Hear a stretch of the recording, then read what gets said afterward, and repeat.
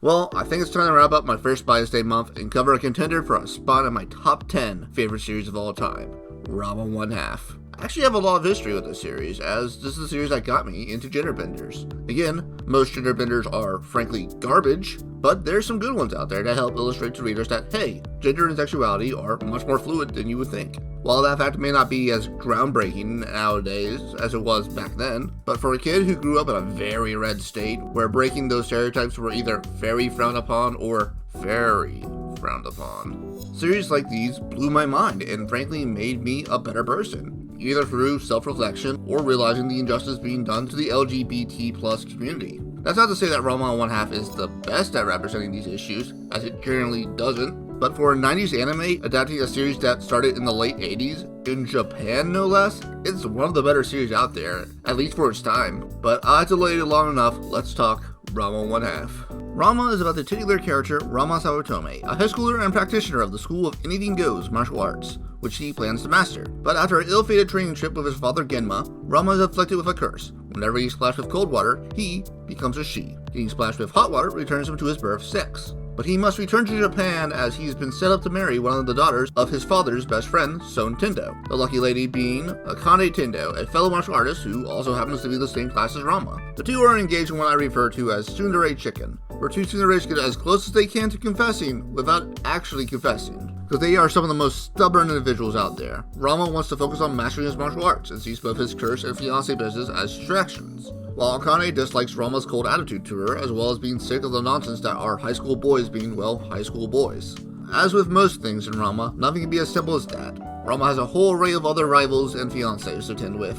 Let's give a quick gloss over those individuals. The first up is the Blue Thunder of Rankin High, the once-in-a-lifetime prodigy of Kendo, the most eligible bachelor around, Tatewake Kuno, the boisterous, headstrong, idiotic upperclassman of Ranma and Akane, who longs to marry Akane, thus seeing Ranma as his number one rival, but he develops feelings for the girl form of Ranma, much to the chagrin of Ranma, as he refuses to get into his head that Ranma's two forms are the same person, no matter how many times that fact has been into his head. His insane sister Kodachi, a practitioner of martial arts rhythmic gymnastics, also joins the fold as a yandere who Ranma accidentally beats/saves, and thus causing her to fall in love with him, causing her to chase him down and attack anyone she sees as a possible rival in love. But very similar to Brother Dearest, she hates Ranma's girl form and is also incapable of figuring out Ranma's curse, no matter how many times it's made clear. The second rival is Ryoga Hibiki, childhood friend of Ranma who's impossibly bad with directions. He's the friendliest of the rivals and just wants to beat Ranma in martial arts.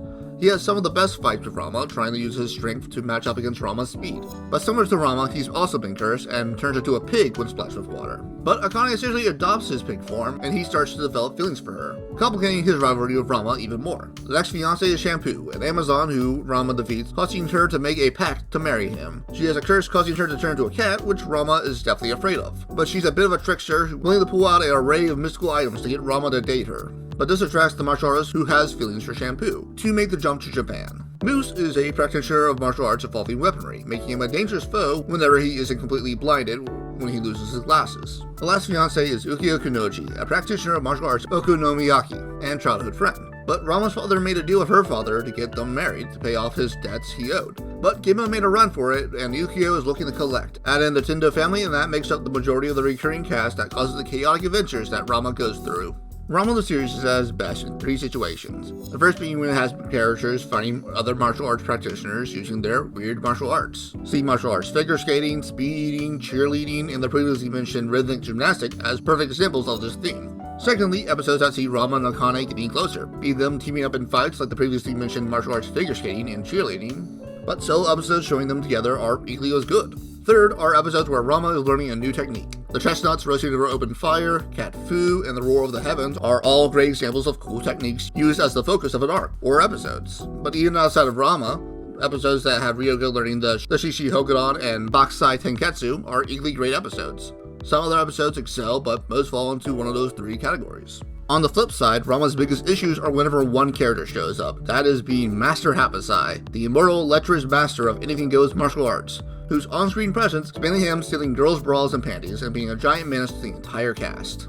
Like, the amount of groping and glomping he does makes almost any episodes he features in the worst. There's only one arc I can think of where he works, and that's mainly because he's using some ancient secret to make Ranma weak, and isn't on the screen for most of the arc. Otherwise, he devolves any episode he's in to just fan service nonsense. Show also relies a bit heavily on general chaos, episodes where the plot devolves into just throwing characters at the screen and watching the chaos ensue, so those who want more plot-driven episodes may not enjoy those. The last topic I want to talk about is how it handles LGBT plus topics. Again, I want to preface this that this is all coming from a guy who's generally straight, whose gender mostly aligns with his birth sex, but is open to some more clothing options if you catch my drift. So I'm no expert on the topic, but I feel I'm at least able to comment on some parts of its presence in Ranma. So for those curious, is there possibly a presence of a trans element in the series? Well, yes and no. There is the trans episode where Ranma gets amnesia and believes she's a girl. That episode's actually pretty interesting, and a nice change of pace for a simple one-off episode.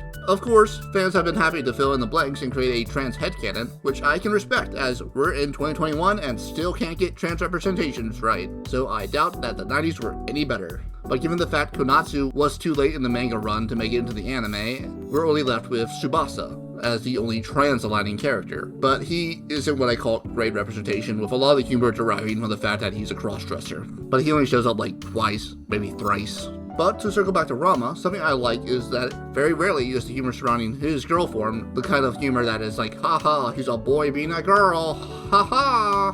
It's more just part of his repertoire, more often than not being like, you wouldn't hit a girl, right? Before he gets hit. Or Ranma just avoiding getting splashed 3 times and getting hit by something off screen. But Ranma's curse is handled pretty well. Ranma never sees being a girl as the worst thing ever, just a distraction to his goals. Even when his classmates find out, no one derides him or calls him a freak, and this is sort of associated with the chaos that comes with Ranma.